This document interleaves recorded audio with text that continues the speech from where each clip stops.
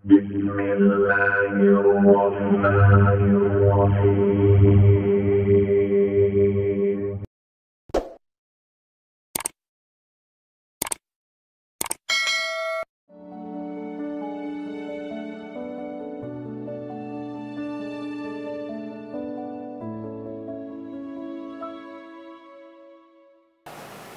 Beruntungnya dan bersyukurnya kita sebagai muslim, kita itu lengkap informasinya. Urusan kubur ada informasinya, akhirat ada informasinya. Silahkan komparasikan dengan informasi dan sumber manapun. Ditemukan nggak yang informasi detail seputar kubur, seputar hisab, seputar kiamat, seputar surga, seputar neraka? Cuma di Islam. Itu yang kita syukuri, supaya kita siap-siap. Bukan sekedar dibaca. Baca ada pahalanya, tapi siap-siap ada konsekuensi kebaikannya. Ini balik ke sini. Karena itu saya katakan dari awal, pertama Bapak Ibu sekalian, sholat itu menjadi ibadah paling pokok karena dia akan mengantarkan kita pada konektivitas yang kuat dengan Allah Subhanahu wa taala. Ini poinnya. Kalau sudah nyambung dengan Allah, bukan cuma jadi amal soleh. Orang-orang yang tersambung dengan Allah di semua aktivitas kehidupannya, maka akan mendapat jaminan langsung dari Allah Subhanahu wa ta'ala yang memudahkan semua urusan hidupnya. Mudah sukses, mudah bahagia, mudah tenang. Semua kemudahan yang kita raih dalam konteks kebahagiaan, ketenangan, kesuksesan itu kalau digabungkan semua maknanya, berubah katanya menjadi falah. Apa namanya? Falah. Falah itu bahagia, sukses, nyaman. Kalau dibuka kamus English Arabic misalnya, falah itu bahasa Inggrisnya success and happiness.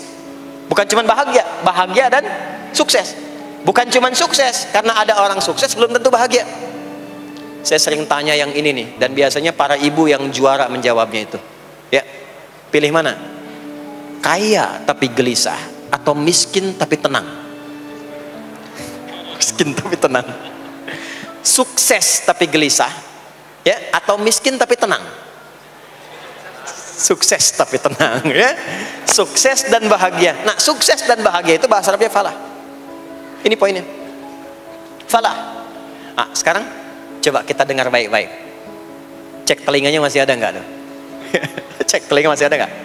Setiap hari, di setiap pergantian waktu dalam sehari, pergantian waktu sehari itu ada 5. Dari mulai subuh, ke siang, zuhur, ke sore, asar, mau habis sore menjelang malam, maghrib, muncul malam, isya. Itu setiap hari 5 kali berganti waktu diperdengarkan oleh Allah. Hambaku, kamu harus bahagia. Hambaku, kamu harus sukses. Apapun pekerjaanmu, sukses. Apapun aktivitasmu, harus bahagia. Harus senang, harus tenang. Falah. Kuncinya apa? Salat. Diperdengarkanlah hayya 'alas shalah. Diperdengarkan di telinga kita. Telinga bahasa Arabnya udhun, jamaknya adzan. Maka kalimat yang diperdengarkan 5 kali sehari itu disebut dengan adzan. Dan satu-satunya lafaz yang diperdengarkan 24 jam di muka bumi ini tak pernah berhenti. Makanya setiap tempat terjadi perbedaan waktu sholat. Ya, di sini tadi subuhnya jam berapa? 4.13, 12, 49, 4.10. Terjadi perbedaan pendapat tentang waktu subuh. Ya, ini menandakan bahwa bukan dari tempat yang sama. Saya di Bekasi tadi 49, 4:09, sini 4.13. Jadi setiap detik, setiap menit, ini adzan, sana adzan, ini adzan, sana adzan, terus bersautan. Dan kalau kita dengarkan sedunia itu dari beda waktu, 24 jam diperdengarkan. Hayya 'alas shalah, ayo salat. Kenapa mesti salat ya Allah? Hayya 'alal falah. Dengar tuh baik-baik kata Allah. Salat akan mengantarkan engkau pada kebahagiaan. Salat mendekatkan engkau pada kesuksesan. Salat mengantarkan engkau pada kedamaian. Makanya kalau orang salat pasti tenang hatinya. Kalau nggak percaya silakan. Salat itu diantara manfaatnya mendatangkan ketenangan. Salat mendatangkan kesuksesan. Karena itu salat bukan hanya ibadah yang diwajibkan pada umatnya Nabi Muhammad SAW saja, tidak. Semua nabi dan rasul yang pernah bertugas di bumi itu semuanya salat dan meminta umatnya salat. Hanya memang kita yang paling sempurna menunaikannya, caranya. Ya, dulu umat nabi-nabi lain juga sholat. Contoh, Nabi Musa sholat. Nanti diviralkan di Quran surah ke-20 Thaha ayat 14. Nabi Isa alaihi salam yang paling dekat ke Nabi Muhammad 600 tahun sebelum Nabi lahir, itu sholat. Beliau sholat. Diviralkan di Quran surah 19 Maryam ayat 31 sampai 33. Ya, sampai ke 33-nya wa ja'alani mubarakan aina ma kuntu wa awsani bis shalah. Salat. Siapa lagi? Nabi Zakaria. Nabi Zakaria itu kapan beliau mendapatkan berita gembira akan punya anak? Saat salat. Jadi berdoa, masuk ke mihrabnya Maryam, melihat Maryam punya banyak keistimewaan, maka beliau salat di mihrabnya itu. Di Quran surah ketiga Ali Imran ayat 38 sampai 39. Hunalika da'a Zakaria rabbah qala rabbi habli min ladunka dzurriyyatan thayyibah innaka sami'ud du'a. Turun jawaban, fanadathul malaikatu wa huwa qa'imun yusalli fil mihrab anna Allah yubashshiruka bi Yahya. Jadi Nabi Zakaria itu dapat berita akan punya anak namanya Yahya saat salat. Di salat itu kalau dikerjakan bisa berdampak pada percepatan terkabulnya doa. Minta apapun dijawab sepanjang maslahat. Makanya nanti untuk umat Nabi Muhammad, jangan tunggu panggilan salatnya adalah panggilan langsung dari Allah. Minta, punya masalah apa? Aku selesaikan, kata Allah. Di salat itu bukan main-main, bukan beban, bukan sekedar kewajiban, tapi kewajiban yang dipaksa untuk membahagiakan kita. Kalau Allah nggak sayang, nggak akan disuruh salat. Pak, Bu, itu panggilan sholat. Perhatikan panggilan pertamanya, Al-Baqarah ayat 45. Wasta'inu bis sabri was shalah. Kata Allah, hei hambaku, kalau engkau punya masalah, sabar dulu, terima. Karena aku titipkan masalah itu kepadamu untuk meningkatkan kualitas hidupmu, bukan ingin membebanimu. Dan tidak mungkin aku uji engkau dengan masalah itu kecuali engkau mampu mengatasinya. La yukallifullahu nafsan illa usaha. Nah sekarang bawa itu lewat sholat, minta solusi kepada Allah, terima dulu dengan sabar. Setelah itu belajar untuk meningkatkan kualitas hidup, dan bawa lewat sholat, minta solusi. Jadi ternyata saat kita menunaikan sholat itu diperintahkan oleh Allah, minta punya masalah apa. Makanya kita katakan, begitu Allah perintahkan wasta'inu bis sabri wassalah. Hei, kalau punya masalah terima dengan sabar, minta tolong, minta solusi kepada Allah lewat salat. Maka ketika kita minta, kita robah kalimatnya dari wasta'inu, kata perintah, menjadi bentuk permohonan, fi'il mudhari. Iyyaka na'budu wa iyyaka nas. Itu ketika Anda mengucapkan iyyaka na'budu wa iyyaka nasta'in, fikihnya begini, ucapkan di lisan, hadirkan dalam hati dan pikiran kita masalah apa yang sedang kita rasakan. Minta kepada Allah solusinya. Minta. Jadi bukan sekedar diucapkan. Karena hadis qudsinya berbunyi begini. Hadis qudsinya. An Abi Hurairah radhiyallahu ta'ala anhu qala, qala Rasulullah sallallahu alaihi wasallam, qala Allah azza wa jalla. Allah berfirman. Saya langsung saja ke bagian kalimat iyyaka na'budunya. Idza qala al-'abdu, kalau seorang hamba berkata dalam salatnya, iyyaka na'budu wa iyyaka nasta'in, ya Allah, sekarang hamba salat kepadamu, ibadah hanya kepadamu, seperti yang kau perintahkan. Maka hamba memohon kepadamu, ya Allah, seperti yang kau janjikan. Wa iyyaka nasta'in. Lalu hadirkan dalam benak kita, ya Allah, engkau maha tahu sebelum hamba ungkapkan. Hamba punya persoalan ini. Mohon kepadamu, ya Allah, hilangkan semua masalah itu. Berikan hamba solusi yang terbaik. Berikan hamba keberkahan darimu. Itu sekilas hadir dalam jiwa kita. Maka apa yang terjadi? Qala Allah azza wa jalla, dijawab kalimatnya itu, hadza baini wa baina 'abdi wa li 'abdi ma sa'al. Ini perjanjian antara aku dengan hambaku. Kalau hambaku benar salatnya sampai kalimat ini, apapun yang dia mintakan sekarang, aku akan kabulkan. Sepanjang itu ada maslahat untuk dirinya. Dicontohkan itu oleh Nabi Zakaria. Beliau itu minta saat berdiri, Pak, bukan saat sujud. Dimulai dari berdiri, nanti akumulasinya saat sujud. Itu berdiri aja, kalau benar mintanya dikabulkan, tidak menunggu selesai sholat. Dan ada fikihnya, nggak sembarangan, ada fikihnya nanti. Ada fikihnya, ya, ada tuntunannya. Poinnya adalah sholat itu solusi. Makanya jangankan Nabi yang tadi saya sebutkan, Nabi Ismail, itu saking pentingnya sholat, wasiat beliau yang diviralkan di Al-Quran untuk semua keluarganya, sholat.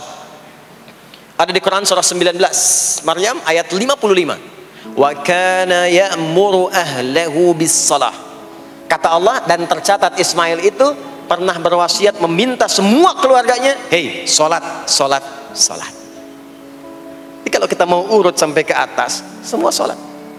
Muhammad sallallahu alaihi wasallam bin Abdullah bin Abdul Muttalib bin Hashim bin Abdul Manaf bin Qusay bin Murrah bin Kilab bin Ka'ab bin Ghalib bin Fihr bin Malik bin Nadar bin Kinana bin Khuzaimah bin Mudrikah bin Ilyas bin Nizar bin Mudar bin Ma'ad bin Adnan bin Addi bin Adri bin Muqawwam bin Nahur bin Tarikh bin Ya'rub bin Yasjub bin Nabit bin Ismail alaihi salam bin Ibrahim alaihi salam bin Azar atau bin Nahur bin Abir bin Kinan bin Arfakhshad bin Sam bin Nuh alaihi salam bin Mikhlail Batusyalah bin Kinan bin Anwas bin Thith bin Adam alaihi salam. Semua salat. Coba ulangi itu. Semua salat.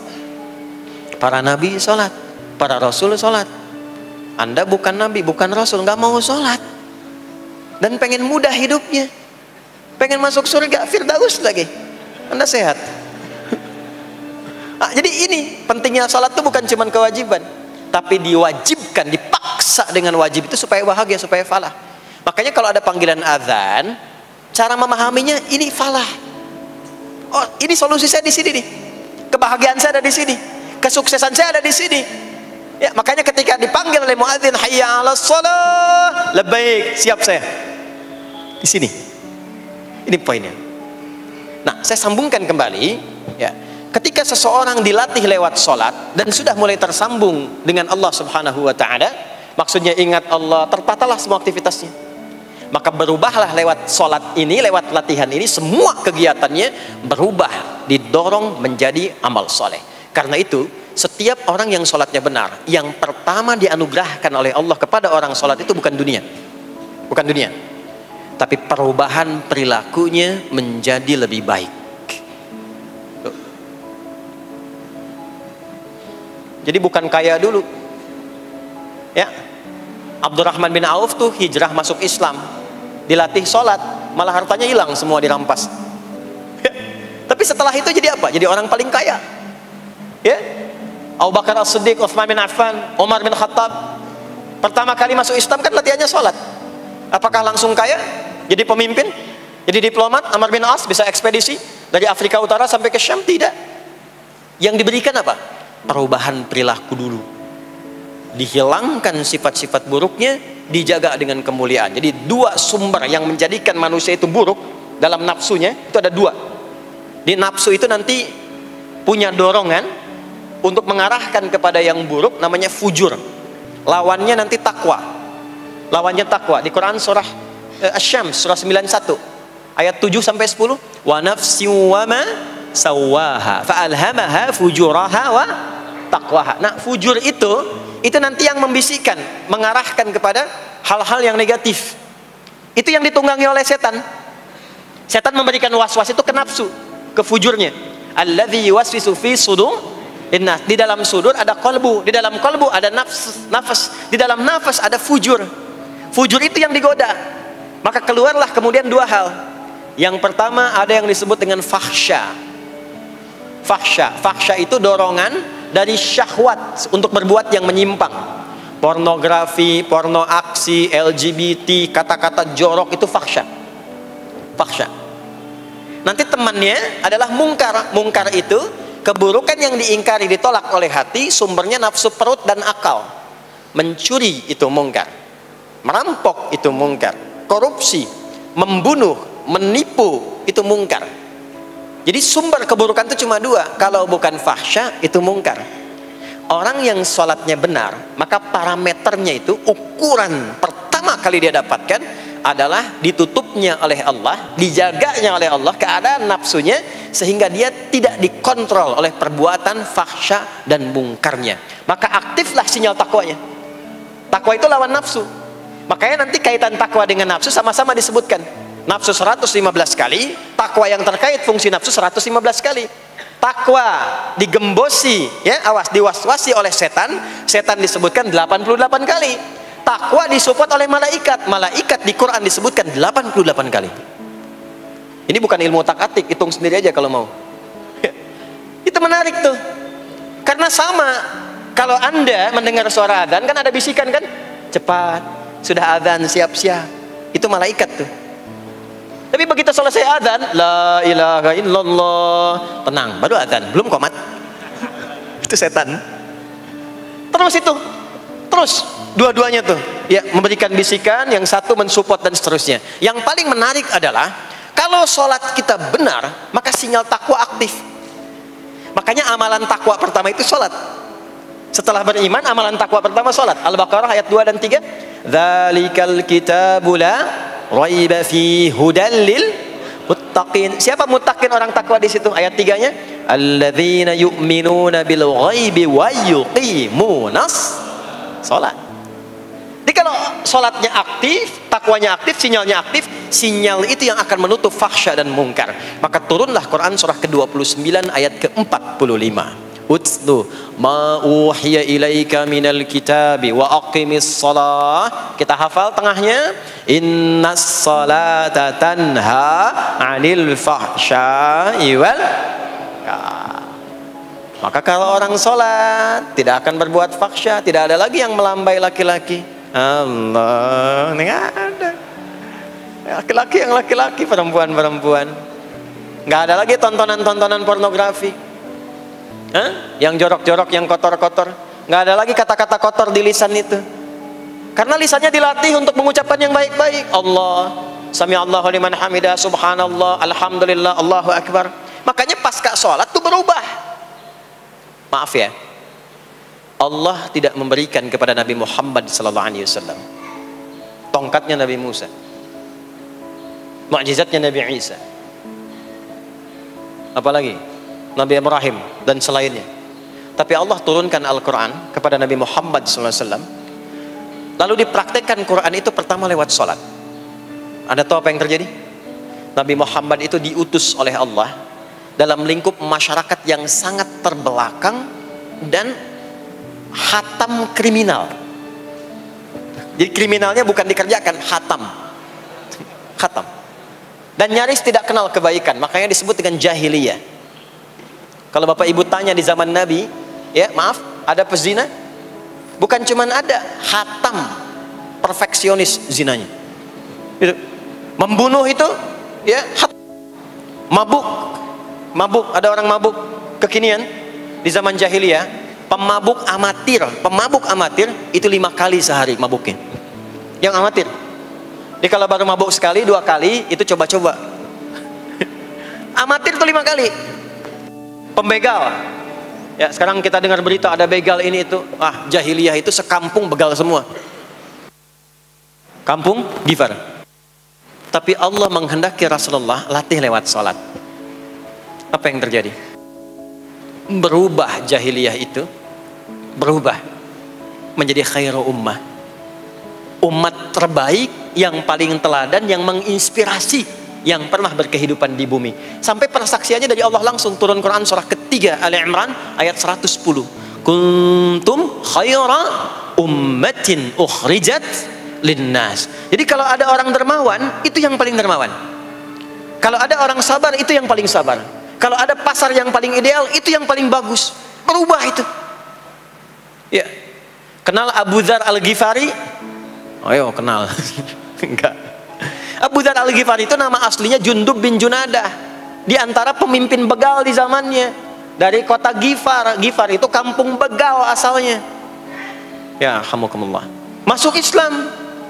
Datang ke Mekah. Bertemu dengan Rasulullah. Begitu masuk Islam, kata Jundub bin Junadah, ya Rasulullah, ausini au kama qala, berikan saya nasihat. Kata Nabi, pulang sekarang. Kata beliau, enggak, saya mau umumkan keislaman saya depan Ka'bah. Kata Nabi, jangan lakukan. Sekarang orang masih belum tahu tentang Islam, nanti marah kamu dipukuli. Kata beliau, ya Rasulullah, saya ini membegal terang-terangan, masa bersyahadat sembunyi-sembunyi? Maka keluar ke depan Ka'bah, dia katakan, ya ma'asyara Quraisyin, hai semua orang Quraisy. Datang orang, ushidu bi annahu la ilaha illallah wa anna muhammadar rasulullah. Aku bersaksi, syahadat la ilaha illallah muhammadar rasulullah. Kalian mau apa? Dipukulin sampai pingsan. Sampai ketika akan diteruskan, ada riwayat mengatakan datang Sayyidina Ali bin Abi Thalib, ada yang mengatakan Sayyidina Hamzah, ya, bin Abdul Muttalib radhiyallahu ta'ala anhuma jami'an. Datang menyampaikan, jangan teruskan. Kalau ini meninggal, ini wafat, kita akan celaka karena kafilah kita akan lewat desa Ghifar. Kalau lewat Ghifar gak akan berhasil niaga kita katanya. Ya, karena akan dihabisi semua ini orang Ghifar. Maka dibiarkan pergi, pulang. Tahu apa yang terjadi? Begitu Nabi hijrah ke Madinah, dikagetkan dengan suara kaki yang berdecak kencang, bang, bung, bang, bung, bang, bung. Ternyata ada berita gembira, sekampung begal Ghifar itu masuk Islam semuanya, berubah jadi baik. Untuk menginspirasi generasi kemudian, maka dipopulerkanlah oleh beliau kunyahnya dengan nama daerahnya. Sayalah Abu Dzar Al-Ghifari. Al-Ghifari itu maksudnya apa? Dulu saya ini berasal dari Ghifar, kampung saya kampung begal. Cuma karena saya masuk Islam, diajarin sholat, diajarin baik, sekampung baik semua. Ya. Makanya orang-orang Arab setelah itu, bahkan non-Arab, kalau datang memperkenalkan daerahnya. Imam Al-Bukhari, itu nama aslinya bukan Al-Bukhari. Nama aslinya Muhammad.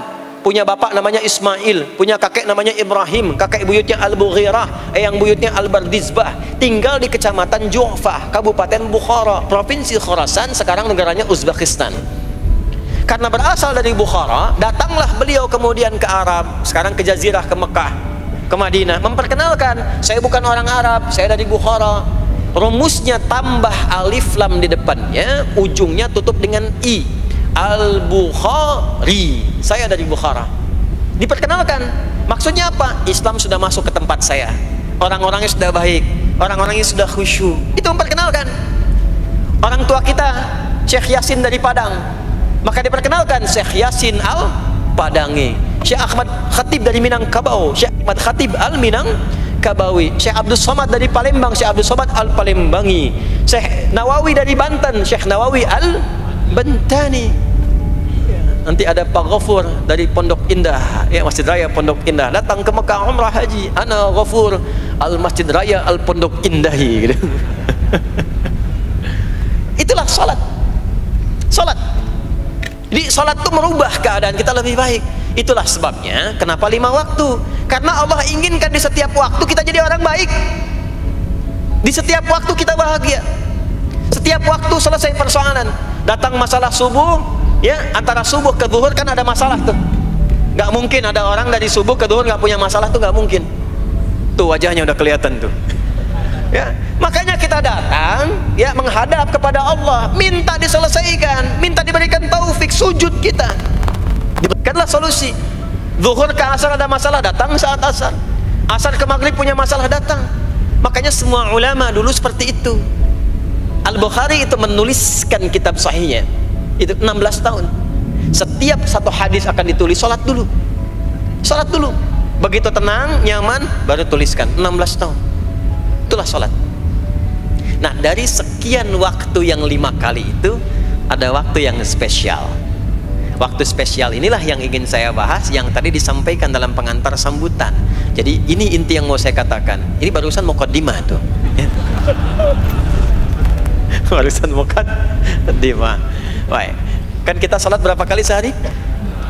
Kita hitung. 1, subuh. 2, zuhur. 3, keempat. Yang kelima, isya. Berapa jumlah rakaatnya? 17. Baik ya. Itu nomor telepon untuk koneksinya. Koneksi kita dengan Allah nomornya catat ya. 24434.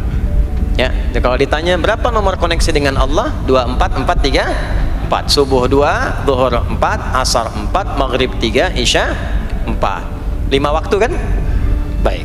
Di 5 waktu ini kita dijaga, diinginkan menjadi hamba yang baik, bahagia, nggak lekat dengan masalah, tuntas semua. Saking sayangnya Allah sama kita. Kalau nggak sayang nggak disuruh sholat. Itulah sebabnya ketika diperintahkan menunaikan waktu sholat, diberikanlah gambaran waktunya. Tapi yang jadi persoalan kita sekarang yang akan dibahas, di antara sekian waktu itu ada waktu-waktu yang spesial. Ada waktu-waktu yang spesial. Dari mulai subuh ke isya itu ada yang dispesialkan oleh Allah karena ada bonus berlipat di dalamnya. Waktu apakah itu?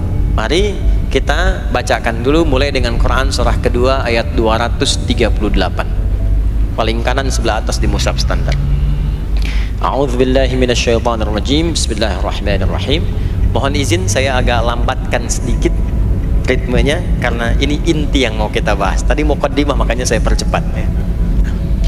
Hafizu 'alas salawati was salatil wusta wa qumu lillahi qanitin. Hafizu.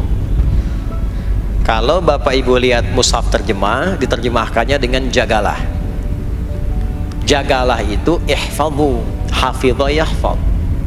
Tapi kalau ada alif setelah ha, hafidhu, itu berarti fi'il madhinya, past tense-nya, akar kata kerjanya hafadha, yuhafidhu. Alifnya mufa'alah, bermakna saling. Jadi mengartikannya begini, hafidhu 'alas salawati. Hei, hendaklah kalian saling menjaga waktu sholat. Kalau saling itu sendirian atau banyakan? Banyakan. Jadi kalau bapak di rumah ada 5 orang, bapak, ibu, dan 3 orang anak, maka jangan soleh sendirian, Pak. Ingatkan anaknya, ingatkan istrinya. Istri bangun duluan, ingatkan suaminya. Makanya waktu sholat itu, maaf, jangan cuma disandarkan pada azan yang kita dengar di masjid, harus hafal. Bahkan nanti gini, di Quran surah keempat ayat 103 itu, di ujung ayatnya, itu ada penanda ciri standar orang beriman. Maaf, kita tanya dulu nih, kita beriman tidak hari ini? Halo, beriman? Hati-hati ya, karena kata Nabi ada yang subuh beriman, sorenya sudah kufur tuh. Ya, yusbihu mu'mina wa yumsi kafira. Hati-hati ya. Yuk, apa ciri orang beriman tuh? Iman itu konfirmasinya bisa didapatkan satu melalui suara azan. Azan itu sama dengan penanda waktu sholat. Tahu dari mana iman itu bisa dicek dengan suara azan? Quran surah ke-8 Al-Anfal di ayat yang kedua. Innamal mu'minuna alladzina idza dzukirallahu wajilat qulubuhum. Sungguh insan beriman itu ciri standarnya bisa dilihat. Kalau disebutkan nama Allah, ada konfirmasi iman dalam hatinya. Jadi iman itu letaknya di kolbu. Nanti konfirmasinya lewat suara adzan, dipanggil, disebutkan nama Allah. Makanya disebutkan nama Allah 5 kali dalam sehari untuk mengecek iman ada nggak dari subuh sampai isya. Ya, Allahu Akbar, Allahu Akbar. Ada getaran di hati kita, sudah adzan. Nah, itulah iman. Itulah iman. Makanya orang yang punya iman dengan yang belum punya iman akan beda getarannya. Ini hanya dimiliki oleh orang yang punya iman saja. Yang belum punya iman nggak bisa, nggak punya itu. Allahu Akbar, Allahu Akbar. Surah apaan nih? Toanya kencang banget, ya. Tapi kalau orang beriman, Allahu Akbar, Allahu Akbar, ya Allah sudah adzan. Itu konfirmasi itu. Nanti semakin tinggi imannya, bahkan ada yang orang sudah menunggu sebelum tiba waktunya. Tadi subuh jam 4 lewat 13 di sini. Ada yang nunggu dari jam 3, padahal belum dipanggil. Ya, Masya Allah. Di Bekasi 4 lewat 9. Allahu Akbar, Allahu Akbar. Azan. Ingat dia. Nah, itu ciri beriman. Cuman imannya standar. Jadi bukan iman yang kuat, standar. Kuat belum, lemah tidak. Allahu Akbar, Allahu Akbar. Jam 4 lewat 9, jam 3 sudah bangun. Nunggu itu iman yang kuat. Masya Allah. Ada yang baru subuh dan nunggu isya. Tunggu. Kuat. Ada yang sudah qomat, sudah la ilaha illallah, belum kepanggil, dipanggil 4 lewat 9, dia baru bangun jam 9 lewat 4.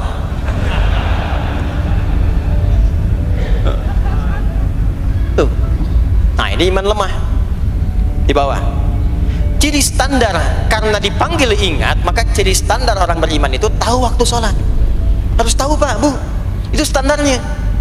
Itu ada di Quran surah keempat di akhir ayat 103.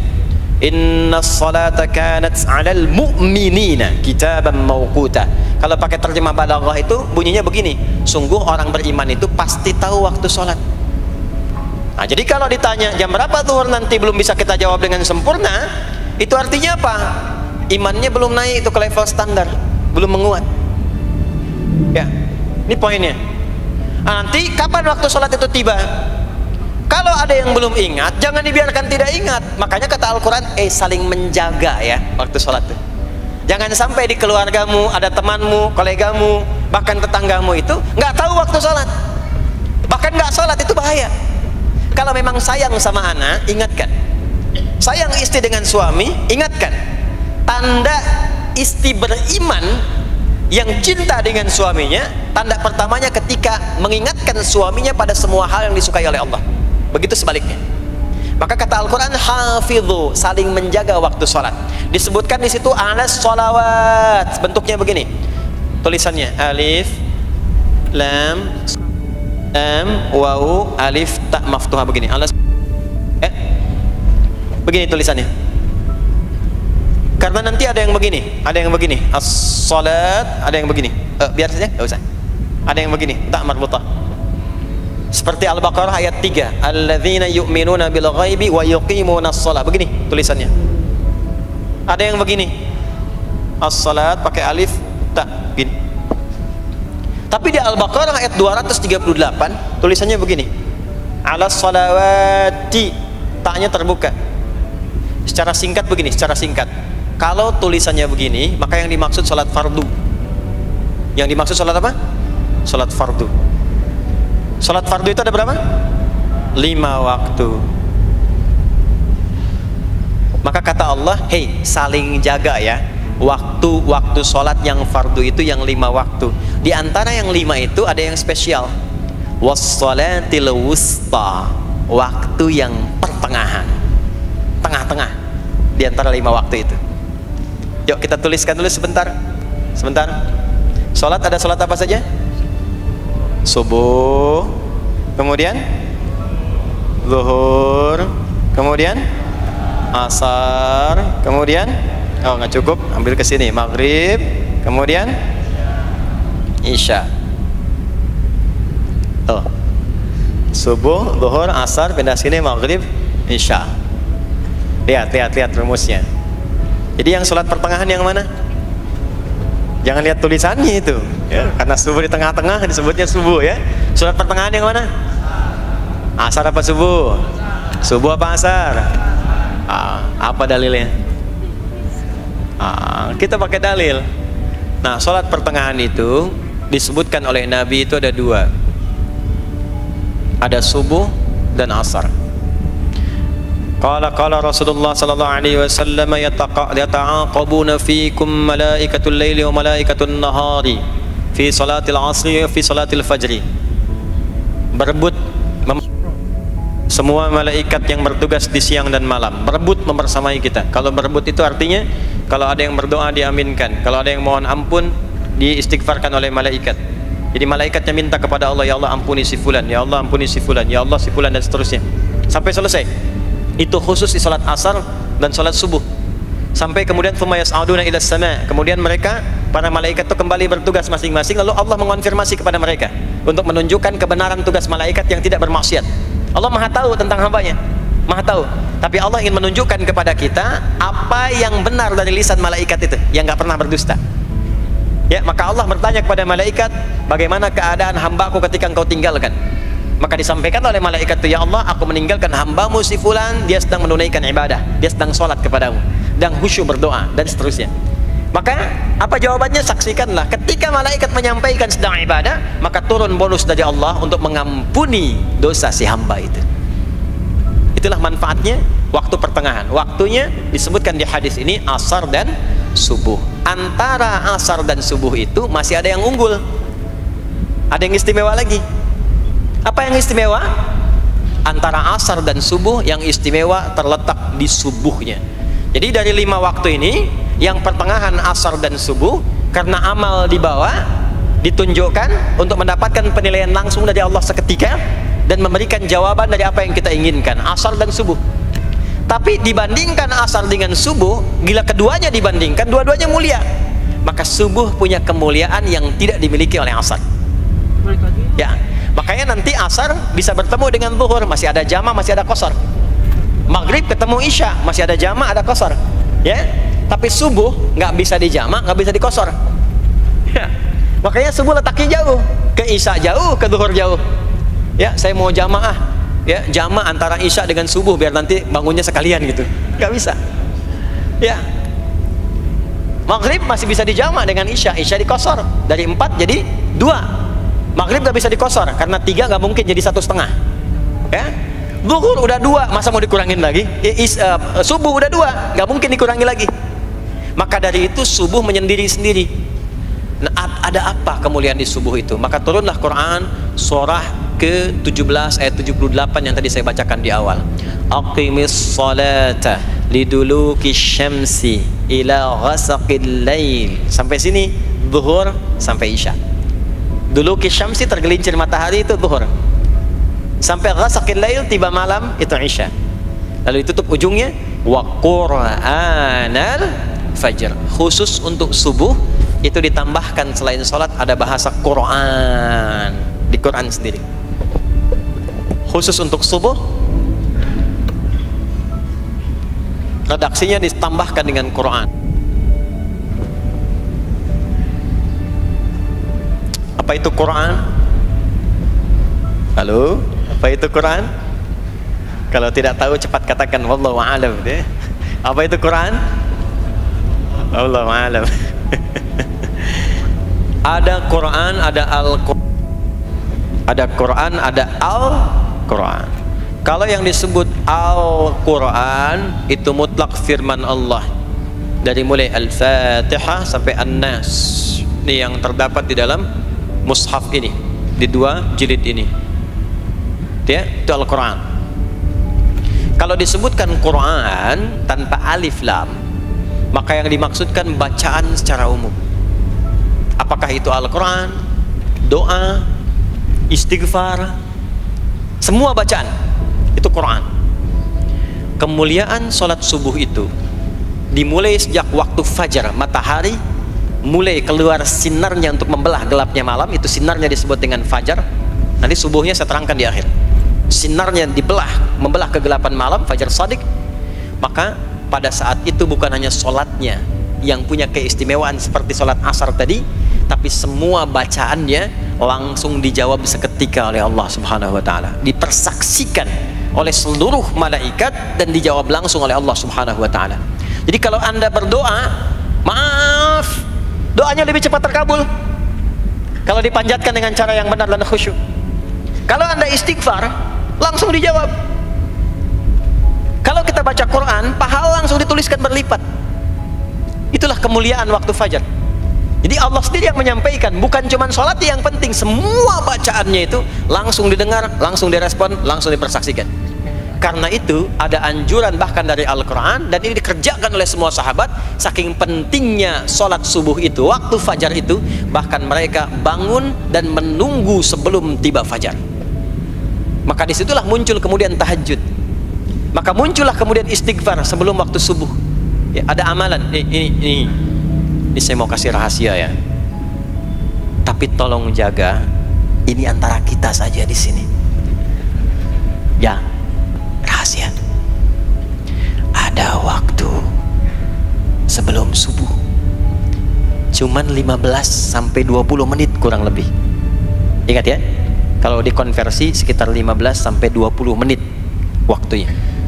Namanya waktu sahar. Sahar, jamaknya ashar. Jamak itu karena setiap hari oleh Allah dikasih itu. Sahar, jamaknya ashar. Rahasianya di mana? Bapak Ibu, ini waktu yang paling cepat untuk terkabulnya doa. Anda mau minta apa saja, hadisnya qudsi. Ibadi, kata Allah, hambaku, siapapun yang bermohon sekarang aku kabulkan, yang minta aku berikan. Wa man istaghfara li ghafartu lah. Siapa yang minta ampunan, istighfar, aku ampuni dia sekarang juga. Baik, Bapak Ibu, begini saya tanya nih, kalau ditawarkan minta apa saja diberi, ya, terus minta ampun juga diampuni, pilih mana? Minta apa saja diberi, mau minta apa saja, atau mau minta ampunan istighfar, pilih mana? Jujur aja, kalau ada proyek nilainya 100 miliar, ya, Ada utang 1 miliar belum ditutup, terus perlu minta apa saja diberikan. Pilih mana? Minta 100 miliar, potensi dikabulkan, atau minta diampuni dosa, pilih mana? Pilih salah satu, nggak usah dua-duanya. Oh, ada tawaran dikasih 100 miliar atau diampuni dosa, pilih mana? Ampuni dosa. Wah, banget ya. Kata ibu kalau bisa dua-duanya gitu. Coba, kalau ada rumus begini, Anda disuruh memilih apakah dunia dan seisinya atau memilih ampunan Allah, maka pilih ampunan Allah. Karena nanti ada rahasia yang kedua. Oh, banyak rahasia ini. Ada rahasia istighfar. Istighfar itu kalau sudah menyatu dengan jiwa kita, sudah terbiasa, maksudnya biasa istighfar, dan jadi karakter, jadi kebiasaan. Bukan hanya pasca sholat, di mobil istighfar, di kantor masuk istighfar, sudah kebawa, udah refleks itu. Faidah keutamaan untuk orang yang rajin istighfar itu ada 2. 1, diampuni dosanya oleh Allah, yang cirinya nanti akan dijaga dari maksiat. Ya, bukan maksum, karena maksum itu untuk para nabi, untuk para nabi dan rasul. Manusia nggak ada yang maksum selain nabi dan rasul. Maksudnya apa? Diberikan petunjuk oleh Allah untuk menjaga diri, sehingga ketika dosanya diampuni, dia nggak berbuat dosa itu lagi. Mata biasa melihat yang tidak baik, tobat, diampuni dosa mata itu, cirinya adalah mata nggak senang lihat yang nggak baik lagi. Itu dosa mata diampuni, ciri tobat diterima. Maka istighfar itu menggugurkan dosa-dosa dan menjaga kita dari perbuatan salah. Yang kedua, orang yang sudah terbiasa beristighfar, itu doa cepat dikabulkan, bahkan sebelum ia memintanya dan memohonkannya. Jadi sebelum melafazkannya, itu bisa terjadi Allah sudah mengabulkannya. Itulah kemuliaan istighfar. Nah, orang-orang yang istighfar menunggu waktu datangnya fajar, itu mendapatkan kemuliaan langsung dari Allah, sampai dikatakan di Al-Quran, disebutkan sebagai orang-orang yang akan menghuni taman surga yang sekarang sedang beraktivitas di dunia.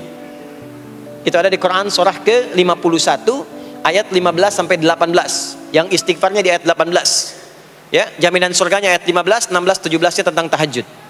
Innal muttaqina fi jannatin wa 'uyun akhidhina ma atahum rabbuhum innahum kanu qabla dhalika muhsinin. 17-nya kanu qalilan minal laili ma yahja'un, bahkan nunggu waktu sahar, nunggu subuh, tahajud dulu.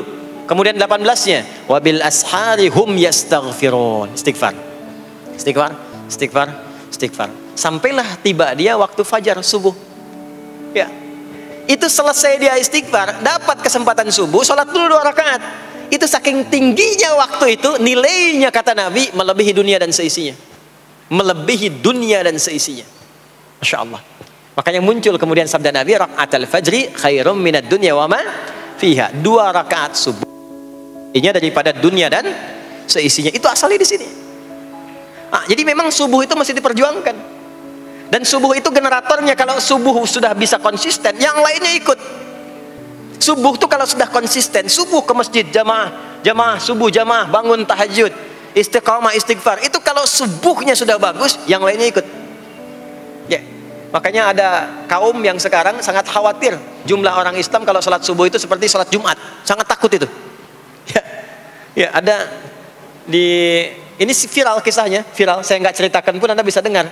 Ya, jadi ada golongan orang Yahudi yang selalu mengamati jamaah sholat subuh umat Islam, dan dia melihat, ya, ketika mulai ramai, dia mulai katakan, kenapa Anda selalu mengamati itu?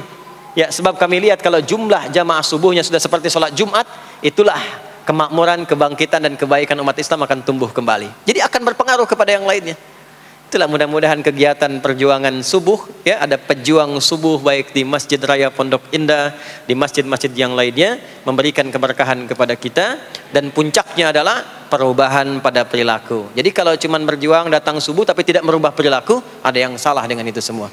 Ada yang tidak tepat, ada yang belum sempurna. Itu yang bisa kita sampaikan sebagai kajian pembuka kita di kesempatan kali ini. Mudah-mudahan ada manfaat yang bisa kita dapatkan. Kesimpulannya adalah salat adalah inti amalan kita yang bisa merubah alur kehidupan kita dunia dan akhirat. Salat kunci kebahagiaan, salat kunci kesuksesan, salat kunci datangnya rahmat Allah Subhanahu wa taala. 2, Allah meminta kita menunaikan salat 5 kali dalam sehari untuk memudahkan semua urusan kita di setiap waktu dalam sehari itu. Dan yang ketiga, di antara sekian 5 waktu itu ada waktu-waktu yang istimewa, yaitu asar, dan yang paling istimewa adalah subuh ataupun fajar. Mudah-mudahan kita bisa konsisten menunaikan dan menjaga waktu salat itu sampai kita pulang kepada Allah dalam keadaan husnul khatimah. Sementara itu yang disampaikan. Baik, mudah-mudahan ada keberkahan dari apa yang telah disampaikan. Pasti apa yang saya sampaikan pasti ada salah. Pasti ada yang kurang tepat. Pasti ada yang keliru disampaikan. Mohon diingatkan supaya saya koreksi. Tinggalkan yang salahnya. Ambil yang benar, yang baik, yang kira-kira bisa diamalkan. Jauhi hal-hal yang bisa menjauhkan kita dari Allah. Dan semoga kita semua diwafatkan dalam keadaan husnul khatimah insyaAllah. Allahumma taqabbal minna innaka antas sami'ul alim wa tub 'alaina innaka antat tawwabur rahim. Allahumma nahmaduka hamdan syakirin kama 'allamtana an nahmadak wa nashkuruka syukran kama 'allamtana an nashkurak antal muqaddim antal muakhir biyadikal khair innaka 'ala kulli syai'in qadir. Allahumma ij'al jam'ana hadza jam'an marhuma wa tafarruqana min ba'dihi tafarruqan ma'suma. Ya Allah, jadikan pengajian kami pagi di siang hari ini pengajian yang Kau berkahi, dan bila pun kami berpisah, jadikan perpisahan kami mengantarkan pada kemuliaan yang lebih baik di sisimu. Rabbana la tada' lana fi maqamina hadza dhanban illa ghafartah. Ya Allah, jika ada pendosa hadir di majlis ini, jangan biarkan ia pulang kecuali Engkau telah ampuni segala dosa-dosanya. Wala hamman illa farajtah. Jika ada yang tengah merasakan kegelisahan, jangan biarkan ia pulang kecuali Engkau telah tenangkan keadaan hatinya. Wala asiran illa yassartah. Jika ada yang tengah mengalami kesulitan dalam kehidupannya, di rumah tangganya atau pekerjaannya, maka mohon dengan keikhlasannya angkat dan hilangkan semua kesulitannya. Rabbana atina fid dunya hasanah wa fil akhirati hasanah wa qina adzabannar. Wa sallallahu ala sayyidina Muhammad wa ala alihi wa sahbihi ajma'in. Wa akhiru da'wana subhanakallahumma wa bihamdika nashhadu an la ilaha illa anta nastaghfiruka wa natubu ilaik. Walhamdulillahi rabbil alamin. Mohon izin, mohon sekali berikan saya akses untuk mudah keluar. Saya mencintai Anda semua, barangkali tanpa harus bersalaman pun saya mendoakan Anda semuanya, karena memang ada waktu yang harus saya kejar. Terima kasih, saya mencintai Anda semua. Assalamualaikum warahmatullahi wabarakatuh.